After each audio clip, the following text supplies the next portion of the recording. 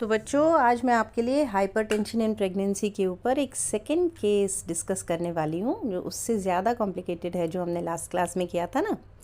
Hello and welcome dear students to Sai Samarth gynae classes. I am doctor Shikha Pandey and I request कि अगर आपको मेरे videos अच्छे लगते हैं, इन्फॉर्मेटिव लगते हैं, तो आप ज़्यादा से ज़्यादा अपने फ्रेंड्स के साथ शेयर करिए और चैनल को सब्सक्राइब करिए। Let us begin.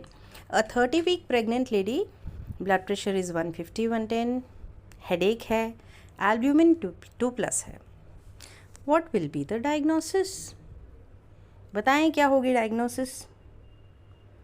तो आंसर आपका ये होना चाहिए कि it is more likely of severe pre eclampsia with impending eclampsia. Impending eclampsia, headache है ना साथ में, तो हेडेक से वो इम्पेंडिंग इक्लैम्शिया भी बोलना पड़ेगा आपको. फिर सेकेंड डायग्नोसिस भी बोलनी है, सिर्फ एक ही नहीं. सेकेंड क्या पॉसिबिलिटी है? तो दूसरी हो सकती है क्रॉनिक हाइपरटेंशन के ऊपर superimposed severe pre eclampsia. So it can either be severe pre eclampsia with impending eclampsia और severe pre eclampsia superimposed on chronic hypertension. If the patient gives you history of hypertension in the interval in between pregnancies या फिर 20 week से पहले blood pressure की history अगर वो देती है तो. दूसरी बात, अगर आपको ऐसा कोई केस मिलता है तो आप हिस्ट्री में और एग्जामिनेशन में कौन कौन से पॉइंट्स हैं जो आपको लेने हैं, जो इम्पोर्टेंट हैं, मिस नहीं करने हैं. हिस्ट्री की बात करते हैं सबसे पहले. तो आपको बिसाइड्स जो आप हिस्ट्री लेते हैं उसके अलावा इससे रेलेवेंट पॉइंट्स क्या होने हैं? History of excessive weight gain, वो तो लोगे ही क्योंकि आप उसको डायग्नोसिस प्री इक्लैम्शिया, सीवियर प्री इक्लैम्शिया बोल रहे हो. हिस्ट्री ऑफ ऑर्गन डिसफंक्शन है ना, तो ऑर्गन डिसफंक्शन की हिस्ट्री में सेरेब्रल विजुअल सिम्टम्स में क्या क्या आएगा? हेडेक आएगा. विजुअल डिस्टर्बेंसेस में आप पूछोगे ब्लर्ड विजन, स्कोटोमा, है ना, वो सब. फिर आप रीनल की तरफ आओगे तो पूछोगे कि डिक्रीज्ड यूरिन आउटपुट की हिस्ट्री तो नहीं है. कन्वल्जन की हिस्ट्री ज़रूर लेना है. सीवियर प्री इक्लैम्शिया में कन्वल्जन तो नहीं आया पहले, इसकी हिस्ट्री तो आपको ज़रूर लेनी है. फिर आपको ये हिस्ट्री लेनी है कि कहीं उसको कोई कार्डियक प्रॉब्लम तो नहीं है, क्योंकि सीवियर प्री इक्लैम्शिया CCF में, कंजेस्टिव कार्डियक फेलियर में जा सकती है. और कंजेस्टिव कार्डियक फेलियर में हिस्ट्री कैसी मिलेगी आपको? आपको डिफ़िकल्टी इन ब्रीदिंग, ब्रेथलेसनेस की हिस्ट्री मिलेगी, चेस्ट पेन, घबराहट, है ना, कॉफ, पैरोक्सिस्मल नॉक्टर्नल डिस्निया, ये सब आपको मिल सकता है. तो आपको ये वाली हिस्ट्री भी रेलेवेंट हिस्ट्री है और आपको मिस नहीं करनी है ये हिस्ट्री. किसी रीनल डिजीज़ की हिस्ट्री पहले से तो नहीं है, ये भी लेना है, क्योंकि ओलिग्यूरिया का कोई कॉज, कोई पहले से प्रेजेंट रीनल डिजीज़ भी तो हो सकती है ना. तो आपको हिस्ट्री ऑफ रीनल डिजीज़ भी लेनी है. ये तो हो गई उसके मेडिकल हिस्ट्री. फिर आपको ये लेनी है कि कहीं वो पहले से एंटी हाइपरटेंसिव तो नहीं ले रही है, या कौन सी मेडिसिन ले रही है नहीं ले रही, वो भी आपको लेना है. ये रेलेवेंट हिस्ट्री है बेटा, है ना. अब एग्जामिनेशन में कौन से पॉइंट्स आपको मिस नहीं करने हैं इस केस में? तो कभी भी कोई सीवियर प्री इक्लैम्शिया का केस है ना, तो वो हमेशा इक्लैम्शिया में जा सकती है अगर वो अनकंट्रोल्ड हो जाता है उसकी डिजीज़ तो. और इक्लैम्शिया में जाने से पहले हमेशा CNS इरिटेबिलिटी प्रेजेंट होती है. तो CNS इरिटेबिलिटी को डिटेक्ट करने के लिए हम रिफ्लेक्सेस चेक करते हैं, डीप टेंडन रिफ्लेक्सेस. ओके, तो आपको डीप टेंडन रिफ्लेक्सेस चेक करनी है, वो ब्रिस्क रहेंगी और क्लोनस और ट्विचिंग ऑफ डिजिट्स भी कई बार होती है, तो उसकी हिस्ट्री भी आपको लेनी है. तो ये तो एग्जामिनेशन का पॉइंट एक मैंने बताया कि रिफ्लेक्सेस ज़रूर चेक करनी है, उसे आपको ये पता चलेगा कि वो कितना इक्लैम्शिया में कन्वर्ट होने की चांसेस है. दूसरा, फंडस एग्जामिनेशन. हमेशा सीवियर प्री इक्लैम्शिया में फंडस मिस नहीं करना है. क्या क्या जानकारी मिलती है, क्या इन्फॉर्मेशन मिलती है आपको फंडस से? तो एक ऑफ्थैल्मोलॉजिक चेकअप कराएंगे और फंडस में फाइंडिंग्स क्या क्या मिल सकती हैं, है ना. तो अगर हाइपरटेंशन होता है कभी भी तो क्या मेन चेंज आता है? Vein to artery ratio reverse हो जाता है, इंक्रीज़ हो जाता है. Vein to artery ratio increase हो जाता है, आर्टरी और ज़्यादा स्पास्म में चली जाती है और फिर वेन टू आर्टरी रेशियो जो है वो इंक्रीज़ हो जाता है, सेगमेंटल वेसोस्पाज्म मिलता है। कौन सी फाइंडिंग्स ऐसी हैं जो ऑफ्थेल्मोलॉजिक एग्जामिनेशन में, फंडोस्कोपी में आपको ये बताती हैं कि वो क्रॉनिक हाइपरटेंशन हो सकता है? Exudates, haemorrhages, okay, arteriolar changes, extensive arteriolar changes, ये क्रॉनिक हाइपरटेंशन की तरफ इशारा करते हैं। फिर और कोई पैथोलॉजी के बारे में पता चल सकता है क्या फंडस से? अगर पैपिलिडीमा प्रेजेंट है, पैपिलिडीमा प्रेजेंट है तो फिर वो प्रीक्लैम्शिया नहीं है, फिर वो कोई इंट्राक्रेनियल ट्यूमर है जिसकी वजह से इंट्राक्रेनियल प्रेशर बढ़ गया, पैपिलिडीमा हो गया। और इंट्राक्रेनियल प्रेशर जब बढ़ता है ना तो एक रिबाउंड हाइपरटेंशन भी हो जाता है, तो प्रोबेबली जो हाइपरटेंशन हुआ है वो उस वजह से हो रहा है। तो अब हमने आपको ये बताया कि हिस्ट्री में आपको कौन से पॉइंट्स मिस नहीं करने और एग्जामिनेशन में भी आपको कौन से पॉइंट्स मिस नहीं करने और उनकी क्या इंपॉर्टेंस है। अच्छा, अब ऐसे केस में आप क्या चाहते हो, व्हाट इज़ योर ऑब्जेक्टिव? ऐसे पेशेंट है जो सीवियर प्रीक्लैम्शिया में है, तो आप उसमें आपका ऑब्जेक्टिव क्या है? ऑब्जेक्टिव ये है कि termination of pregnancy with the least possible trauma to the mother and the foetus. Okay, so you want well-being of the mother also, and you want the birth of an infant who subsequently thrives, जो जिंदा बच जाता है, जिसको हम बचा सकते हैं। हमें बच्चे को भी बचाना है और माँ को भी बचाना है, और माँ की जो ऑर्गन डिस्फंक्शन हो गए हैं अगर, तो उनको रिवर्स भी करना है। ये हमारा ऑब्जेक्टिव होता है, ठीक है ना। तो अब what are the points which suggest कि डिज़ीज़ सीवियर है? इस केस में आपको ये कैसे पता चला कि डिज़ीज़ सीवियर है? तो जब आपसे ये पूछा जाता है ना, तो आपको ये मालूम होना चाहिए कि सीवियरिटी के क्राइटेरिया क्या क्या होते हैं। तो एक तो होता है ब्लड प्रेशर, 160 के ऊपर अगर मान लो सिस्टोलिक है, 110 के ऊपर डायस्टोलिक है, एक ही रीडिंग में आप कह दोगे कि ये तो प्रीक्लैम्शिया ही है, आपको और किसी चीज़ की ज़रूरत ही नहीं है। फिर जितने भी आपके ये है ना, यहाँ से जो हमने आपको पहले वीडियो में डिस्कस करे थे ना, सारे एंड ऑर्गन डिस्फंक्शन के बारे में बताया था, रीनल है, लिवर है, सेरिब्रल है, विजुअल है, अच्छा डिटेल में बताया था, आप उस वीडियो को सुनिए। ट्रांसमाइनेसिस है, वो सब है, थ्रोम्बोसाइटोपिनिया है ना, और उसके अलावा फीटल ग्रोथ रिस्ट्रिक्शन भी अगर प्रेजेंट है, अगर पल्मोनरी इडिमा प्रेजेंट है, पैपिलिडीमा है, या जो रिफ्लेक्सेस आपने देखे ना वो ब्रिस्क हैं, हाइपर रिफ्लेक्सिया है, मल्टी ऑर्गन डिस्फंक्शन के साइंस हैं, इवन हेडेक भी जो है ना वो सेरिब्रल सिम्टम में आता है, और प्रेजेंस ऑफ हेडेक जो है वो उसको सिवियर बना देता है और इम्पेंडिंग एक्लैम्शिया बना देता है। दो चीज़ें, हेडेक, एपिगैस्ट्रिक प्लेन और ब्लर्ड विजन, स्कोटोमास, ये तीनों इसको इम्पेंडिंग एक्लैम्शिया बना देते हैं। यूरिन एल्ब्यूमिन 3+ से ज़्यादा सीवियर की कैटेगरी में आता है, ठीक है। फिर आपसे अगर ये पूछते हैं कि इस पेशेंट का आप इमीडिएट मैनेजमेंट कैसे करोगे, तो हमारा ऑब्जेक्टिव क्या है कि हमको सबसे पहले जो इतना हाई ब्लड प्रेशर है ना, जिसकी वजह से इंट्राक्रेनियल हेमरेज भी हो सकता है, उसको लोअर डाउन करना है। और उसको कहाँ लाना है? उसको एकदम लो नहीं लाना है, उसको मॉडरेट लेवल पे लाना है। 100 डायस्टोलिक को 100 mm ऑफ मरकरी तक लाना है। उससे ज़्यादा लो क्यों नहीं लाना है? उससे ज़्यादा लो इसलिए नहीं लाना है क्योंकि इससे यूट्रोप्लासेंटल परफ्यूजन भी कम हो जाएगा। और यूट्रोप्लासेंटल परफ्यूजन कम हो जाएगा तो फीटस को नुकसान पहुंचेगा, इंट्रायूट्राइन डेथ भी हो सकती है। तो इसलिए आपको मॉडरेट लेवल तक ही उसका बीपी लोअर करना है, लेकिन लोअर करना है क्योंकि इतने ज़्यादा बीपी में इंट्राक्रेनियल हेमरेजेस और जो है वो कन्वर्जन में जाने की ज़्यादा चांसेस हैं। सेकेंड ऑब्जेक्टिव क्या है, कैसे मैनेज करोगे? सेकेंड ये है कि जनरल कंडीशन को असेस करो और ये पता लगाओ कि कन्वर्जन आने की कितनी संभावना है इस पेशेंट में। कैसे पता लगाओगे? हाँ, तो देखोगे ना, headache, epigastric pain, blurred vision, Altered sensorium, drowsiness, agitation, hyper reflexia, ये सारी चीज़ें जो है ना ये बताती हैं कि उसको कन्वर्जन आ सकता है। फिर आप क्या करोगे? आपने ये पता कर लिया कि इतनी चांसेस हैं भाई, फिर आपने इन्वेस्टिगेशंस उसके ऑर्डर कर दिए, यूरिन आउटपुट जो है मॉनिटरिंग करी बराबर से, है ना, और ये थ्रोम्बोसाइटोपिनिया तो नहीं है, ये तो नहीं, वो तो नहीं, और जितने इन्वेस्टिगेशन हमने बात करे थे ना फर्स्ट उसमें, अब दोबारा से वही चीज़ बात नहीं करेंगे, तो ये वो सब हम कराएंगे। फीटल वेलबींग की असेसमेंट करेंगे। फीटल वेलबींग के असेसमेंट का मतलब हमें ये असेस करना है, क्योंकि ये तो केस तो सीवियर प्री-इक्लैम्सिया का है, तो आपको ये डिसाइड करना है कि प्रेगनेंसी अभी टर्मिनेट करें कि नहीं करें, कर सकते हैं क्या, तो एक रीज़नेबल मैच्योरिटी हो गई है कि नहीं हुई है ये देखना है।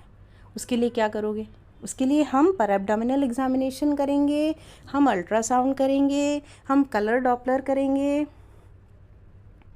और अगर 32 वीक्स है, more than 1 kg of weight है, तो हमारी ज़्यादा चांसेस ये होती हैं कि हम प्रेगनेंसी को टर्मिनेट कर सकते हैं। ठीक है ना। अच्छा, तो अब हम बात करते हैं कि ये जो हमने चीज़ें करी ना कि बीपी को हमें मॉडरेटली रिड्यूस करना है, हमें असेसमेंट करना है, और हमें फीटल वेलबींग भी देखनी है, वो हम कैसे करेंगे उसके बारे में बात करते हैं। तो ब्लड प्रेशर के लिए तो एंटी हाइपरटेंसिव्स यूज़ करना पड़ेगा, है ना, और सीजर्स को प्रिवेंट करने के लिए हमें मैग्नीशियम सल्फेट यूज़ करना पड़ेगा। मॉनिटरिंग करनी पड़ेगी ब्लड प्रेशर की एवरी 15 मिनट्स, ताकि ये सीवियर से मॉडरेट जब तक नहीं आ जाता है। एवरी 1 आवरली यूरिन एल्ब्यूमिन की charting, every 4 hourly urine output की मॉनिटरिंग, कैथेटराइज करके रखना पड़ता है सीवियर प्री-इक्लैम्सिया के पेशेंट को, और इस तरह से हम यूरिन आउटपुट की मॉनिटरिंग करते हैं। कैथेटराइज इसलिए भी करते हैं क्योंकि उसको कन्वर्जन्स को प्रिवेंट करने के लिए हम मैग्नीशियम सल्फेट देते हैं ना, और मैग्नीशियम सल्फेट को मॉनिटर करने के लिए हमें कैथेटराइज तो करना ही है। ठीक है, चलिए तो थोड़ा सा एंटी हाइपरटेंसिव्स के बारे में बात करेंगे। कौन सा एंटी हाइपरटेंसिव सबसे ज़्यादा यूज़ करते हैं प्री-इक्लैम्सिया में, और कौन सा सबसे ज़्यादा सेफ़ है, और सारे एंटी हाइपरटेंसिव्स के कुछ ना कुछ साइड इफ़ेक्ट्स होते हैं, तो वो आपको पता होना चाहिए। तो सबसे पहले तो हम बोलते हैं कि लेबिटलॉल, इंट्रावीनस लेबिटलॉल, या फिर ओरल निफेडिपिन, अगर इतना हाई ब्लड प्रेशर है तो उसको कम करने के लिए यही 2 ड्रग्स यूजुअली यूज़ करते हैं। इंट्रावीनस लेबिटलॉल को इस तरह से देते हैं कि पहले 20 mg इंट्रावीनस दिया, फिर 10 to 20 मिनट्स में, मतलब 15 मिनट समझ लो ऑन एन एवरेज, आपने बीपी फिर से लिया, नहीं आया लो तो फिर 40 दिया, फिर लिया 15 मिनट बाद, फिर भी लो नहीं आया तो 80 दिया, और फिर और 80 दिया, टोटल कितना हो गया 220 mg मैक्सिमम है ये। अगर निफेडिपिन दे रहे हैं दे सकते हैं, ओरल निफेडिपिन, पहले 10 mg दिया, फिर 15 मिनट बाद नापा बीपी, 20 दिया, फिर 20 दिया, 4 बार 20 दे सकते हैं, मैक्सिमम 90 mg दे सकते हैं निफेडिपिन। 100 तक आ गया बस, फिर आप मेंटेनेंस डोज चालू कर देते हो। लेबिटलॉल का मेंटेनेंस डोज 100 mg बीडी से शुरू करके 1200 mg इन अ डे तक दे सकते हैं।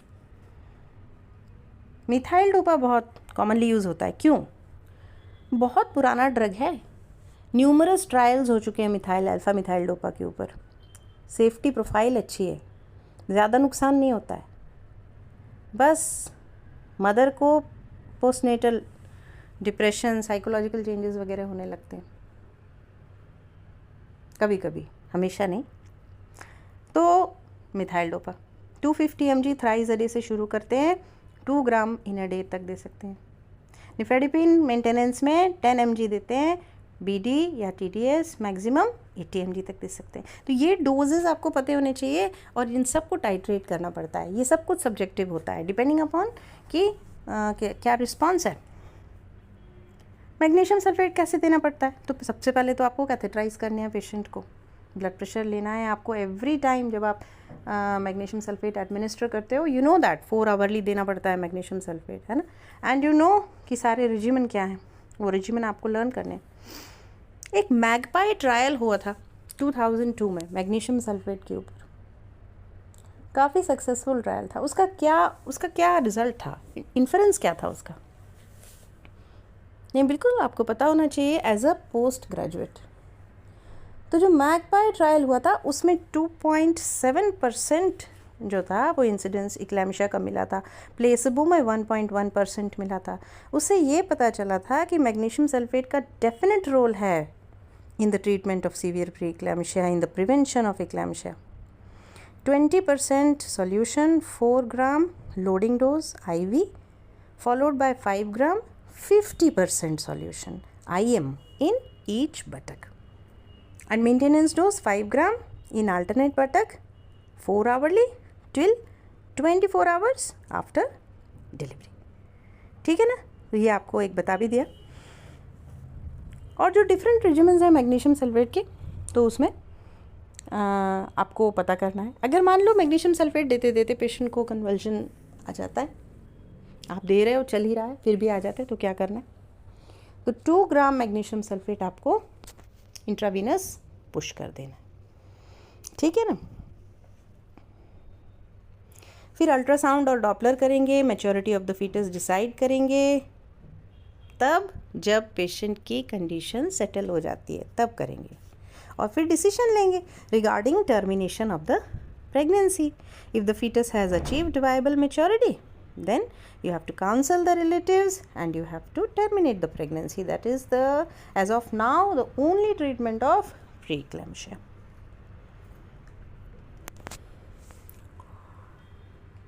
नेक्स्ट क्वेश्चन ये है कि एक्सपेक्टेंट मैनेजमेंट कब करेंगे, इस केस में करेंगे क्या? तो यहाँ पेशेंट की जो जेस्टेशनल एज है वो 30 वीक्स है। आपको फीटल वेट के बारे में कुछ पता नहीं है, ब्लड प्रेशर हाई है, हेडेक है, इम्पेंडिंग एक्लेम्शिया है।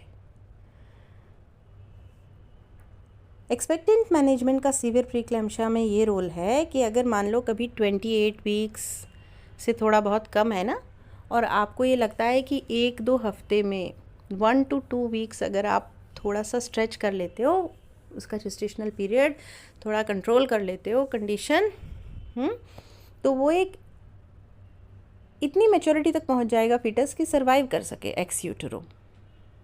तो हम फिर उसको उस मैच्योरिटी तक पहुंचने के लिए 1 to 2 वीक्स तक एक्सपेक्टेड मैनेजमेंट कभी कभी कर सकते हैं। अगर उसको दोबारा कन्वर्जन डेवलप नहीं होता, दोबारा नहीं, एक भी बार अगर कन्वर्जन आया तो एक्सपेक्टेंट मैनेजमेंट का कोई रोल नहीं है, ये क्लियर रखो। कन्वर्जन आया, पेशेंट एक्लेम्शिया हो गई, टर्मिनेट करना ही है, चाहे कोई भी जेस्टेशनल एज हो। लेकिन अगर सीवियर प्री एक्लेम्शिया और 28 वीक्स है और उसका फीटल वेट भी कम है और उसका बीपी भी कंट्रोल हो रहा है और कोई एंड ऑर्गन डैमेज के साइन भी नहीं है, प्लेटलेट भी नॉर्मल है, फीटल ग्रोथ भी ठीक ठाक है, सारे इन्वेस्टिगेशन आपने कराए वो भी विद इन नॉर्मल लिमिट ही आ रहे हैं, ठीक है, तो आप थोड़ा सा 1-2 वीक्स, सिर्फ 1 to 2 वीक्स है एक्सपेक्टेंट मैनेजमेंट का रोल, ज़्यादा का नहीं है, ज़्यादा तो डेंजरस हो सकता है।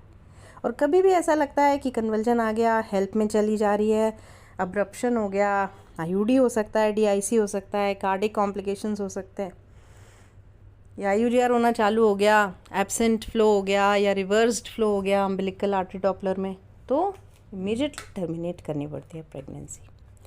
Okay, now the next question is कि how will you manage her if she becomes eclamptic. तो तुरंत हमको उसके वाइटल्स लेने हैं, उसको लैटरल डेक्यूबिटस पोजीशन में करना है ताकि जो फ्लो निकल रहा है ना, एस्पिरेट ना कर ले वो, बेड रेल्स को एलिवेट करना है, टंग ब्लेड लगा देना है टीथ और टंग के बीच में to avoid injury to the tongue, है ना। एयरवे को क्लीन रखना है, सक्शन करते रहना है, ऑक्सीजन देना है, मास्क से 8 to 10 लीटर्स पर मिनट पे, पल्स ऑक्सीमीटर लगा के रखना है, रूम बिल्कुल डार्क होना चाहिए, डिम लाइट होना चाहिए, नॉइज़ नहीं होना चाहिए, साइलेंस रखना है रूम में। लोडिंग डोज दो मैग्नीशियम सल्फेट का, जैसा अभी आपको बताया था उसी तरह से। एंटी हाइपरटेंसिव देना पड़ेगा। कन्वल्जन इक्लेम्शिया हो गई है तो आप, या तो इक्लेम्शिया आई है आपके पास या यही पेशेंट जो है वो रिस्पॉन्ड नहीं करी और इक्लेम्शिया हो गई, तो आपको एंटी हाइपरटेंसिव है, मैग्नीशियम सल्फेट है, और जो बातें अभी मैंने आपको बताई वो सब करना है। पेशेंट जब स्टेबलाइज हो जाएगी तो एक बार वेजाइनल एग्जामिनेशन करेंगे और डिसाइड करेंगे कि किस तरह से टर्मिनेट करना है, क्योंकि ये तो पक्का है कि टर्मिनेट तो करना ही है प्रेगनेंसी। तो आपको बिशप स्कोर लेना है। अगर आपको लगता है पेल्विस ठीक ठाक है, एवरेज बेबी की साइज़ है और बिशप्स आपका 6 से ज़्यादा है, तो आप उसको इंड्यूस कर सकते हैं। इंड्यूस कैसे करते हैं? इंड्यूस डाइनोप्रोस्टोन जेल से कर सकते हैं, मीज़ोप्रोस्टोल से कर सकते हैं, है ना। तो अगर सर्विक्स फेवरेबल है तो आप इंड्यूस कर दें। थोड़ा सा 3 सेंटीमीटर डायलेटेशन हो जाता है तो आप फिर क्या करते हो? ऑगमेंट करते हो। ऑगमेंटेशन का किस तरह से किया जाता है? तो 500 ml रिंगर लैक्टेट में या आपके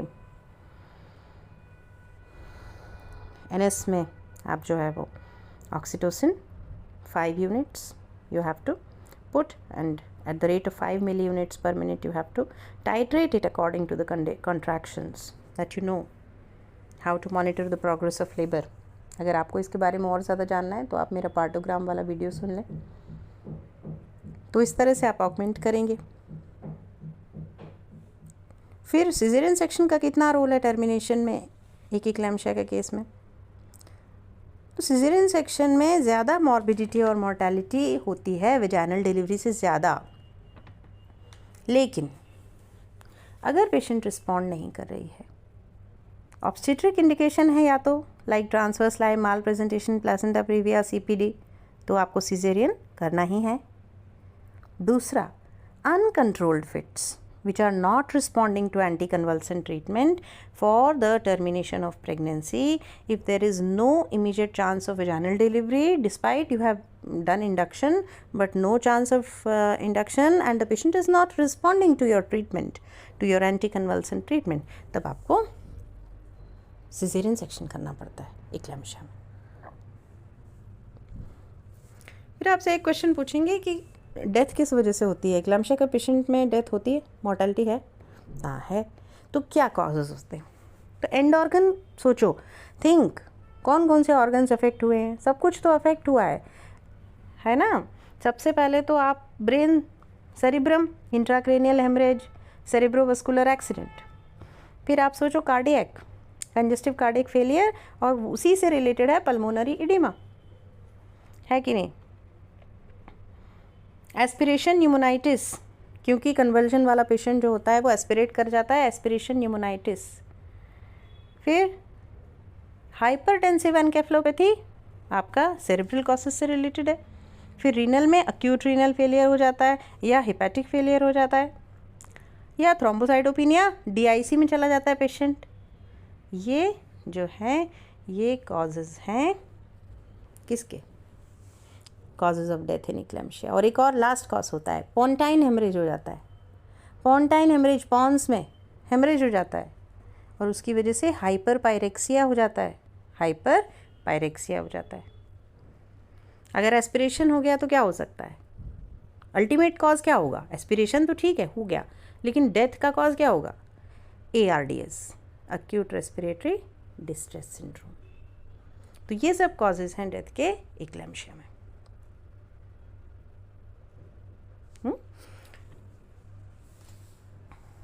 तो अब पूछेंगे कि कौन कौन से ऑर्गन सिस्टम इन्वॉल्व होते हैं? तो कार्डियोवास्कुलर, रीनल, लिवर और cerebrovascular. We have talked sufficiently about it.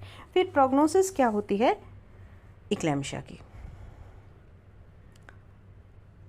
तो जो इक्लेम्शिया के सीजर्स होते हैं ना, वो long term neurological deficits cause नहीं करते हैं, वो long term neurologic deficit cause नहीं करते हैं और जिन पेशेंट्स का अच्छे से ट्रीटमेंट हुआ है उनमें।